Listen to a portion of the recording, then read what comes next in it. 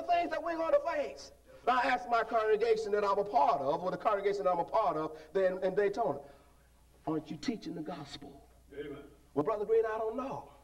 Well, if you're not there in the body of Christ to get the understanding of how to teach, how to confront these issues that we face in this life, you'll never know. Amen. You will always be in limbo. You will never know. We'll never understand. Folks, you can't be right and do wrong things.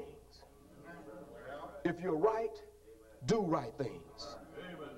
I tell you this, folks, that everybody, just because you're in the Church of Christ don't mean you're going to heaven. That's true.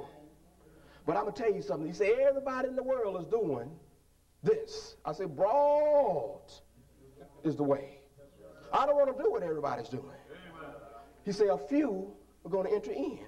If no one else enters into that kingdom but me, that's going to be me. I'm not knocking you all now. I just want to let you know that I'm going to do what God, regardless of the trial that I face in this life, regardless of what happened to me in this life, I'm going to deal with it. The practical truths, I'm going to deal with them, no matter what the trials are. Here, folks, if we can see there's a bright day coming. Paul knew that there was a bright day coming. Even though he was in a dark night, there was a bright day coming.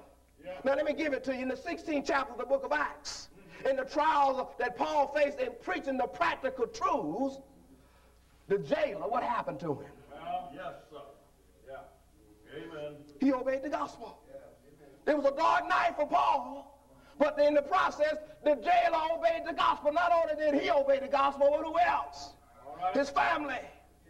Why? Because he was preaching practical truths in this world.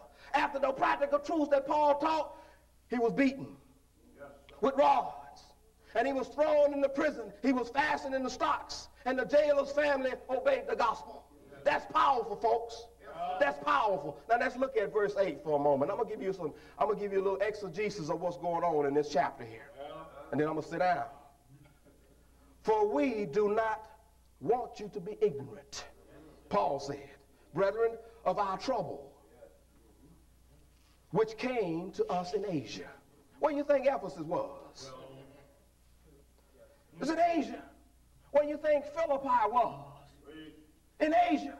Paul is telling you, I was stoned in Asia. When I was in Ephesus, I was beaten because I was doing what God has asked me to do. Preach practical truths. Yes, sir. Yes, sir. And he dealt with that. Paul said that we were burdened beyond what? Folks, let me tell you something. You may get dressed, look pretty on Sunday morning. I'm not talking about you now. I'm talking about the folks that I deal with. Y'all some good folk. Y'all don't do, you deal with the trials of life. Let me tell you something. My folks don't face any trials. They don't teach the gospel.